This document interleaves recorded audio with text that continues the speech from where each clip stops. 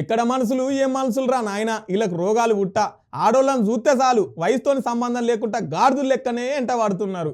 ఎన్ని చట్టాలు వచ్చినా ఎంతమందికి శిక్షలు పడ్డా ఈ బడివెగాలకైతే భయం వస్తలేదులా. ఇగో గీడ కూడా మతి స్థిమితం లేని ఓ బుజ్జిని ఎట్లా ఖరాబ్ చేసిర్రో, మరి గాళ్ళు ఎట్లా దొరికిర్రో చూడుర్రి.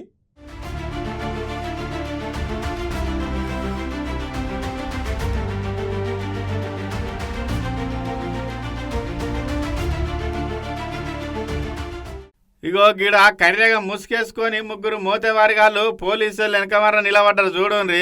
గీ ముగ్గురు కోళ్ళ పనిచేస్తారట. కోళ్ళనేసుకొని ఊరూరుకు తిరిగి చికెన్ సెంటర్లలో కోళ్ళనేసే పని అన్నట్టు.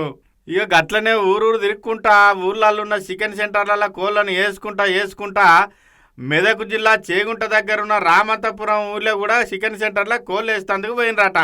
అయితే ఊళ్ళున్న అంబేద్కర్ విగ్రహం వెనుక మతి సింహం లేని ఓ బుజ్జి కనబడే వరకల్లా ఈ బాడుకావుగాళ్ళు బగ్గ దాగి రిమ్మ మీద కళ్ళు కానరాక ఈ ముగ్గురు బట్టెవాదిగాళ్ళు మనుషులమనే మానవత్వం కూడా మర్చిపోయి గా బుజ్జిని ఖరాబ్ చేసి ఏం ఎరగని ఎడ్డి పిల్లగాళ్ళ లెక్కనే ఇక మళ్ళా పోయినరు వాళ్ళు.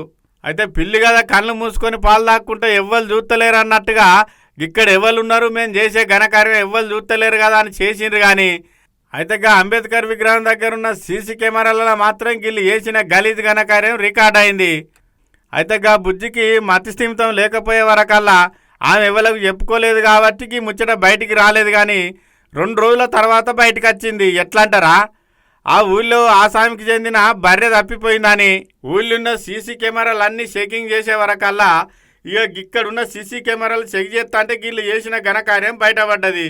ఇక ఆసాయం పోయి పోలీసు వాళ్ళకు సారు నా బర్రె పోయిందని నేను సీసీ కెమెరాలు చెకింగ్ చేస్తా అంటే గళ్ళకి ముచ్చట బయటకు వచ్చింది సారు మీరు వచ్చి చూడు అనే వరకల్లా పోలీసు వాళ్ళు రంగంలోకి దిగి బట్టెవాది వాళ్ళను దొరకబట్టిల్లు అన్నట్టు.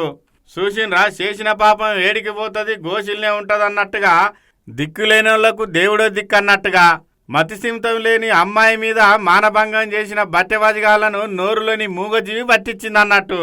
పోలీసు అన్నలు బడివేగాళ్లను బతుకంతా బందీఖానాలనే ఇల్లదీస్తట్టు శిక్ష చేయాలని అనబట్టికి ముచ్చట తెలిసిన జనాలు.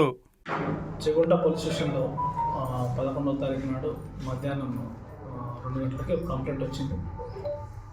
దాంట్లో కాంప్లైనెంట్ ఎవరంటే మా దగ్గర 7వ తారీఖు నాడు రాత్రి ఆయన యొక్క బర్రెలు దొంగతనం అని చెప్పేసి ఒక కాంప్లైంట్ చేయాలి భవాన్ స్వామి అని చెప్పి కాంప్లైంట్ చేయడం జరిగింది. వాళ్ళ బ్రదర్ రఘుపతి గారు ఈ కాంప్లైంట్ ఇచ్చాడు. జరిగిన విషయం ఏంటంటే 7వ తారీఖు నాడు పోయిన బర్రెలకు సంబంధించి మా టీంతో పాటు సీసీ కెమెరాలో వెరిఫై చేస్తారు. అతను కూడా ఒక రామంతపూర్లోని అంశ ఫ్యామిలీ రెస్టారెంట్ దగ్గర 11వ రోజు మార్నింగ్ సీసీ కెమెరాస్ చెక్ చేస్తుంటే దాంట్లో ఒక 3 గుర్తు వ్యక్తులు ఒక మహిళని అత్యాచారం చేస్తున్నట్టుగా ఫోర్స్ఫుల్గా అత్యాచారం చేస్తున్నట్టుగా ఒక ఫుటేజ్ అతను చూడడం జరిగింది. దాన్ని చూసి దాన్ని బేస్ చేసుకొని మాకు అదే రోజు మధ్యాహ్నం 2 గంటలకి ఒక కంప్లైంట్ ఇచ్చాం. దాని మీద మా ఎస్ఐ గారు కేసు రిజిస్టర్ చేసి నాకు ఇన్ఫర్మేషన్ ఇవ్వడంతో నేను వచ్చి దానికి సంబంధించిన ఇన్వెస్టిగేషన్ తీసుకొని దాంట్లో ఇన్వెస్టిగేషన్ చేసి సీసీ ఫుటేజ్ అన్ని మిగతా సీసీ ఫుటేజ్ కూడా అంతా వెరిఫై చేసి మిగతా ఎవిడెన్స్ కూడా అంతా కలెక్ట్ చేసిన తర్వాత నేరస్తులను నిన్న రాత్రి పట్టుకోవడం జరిగింది.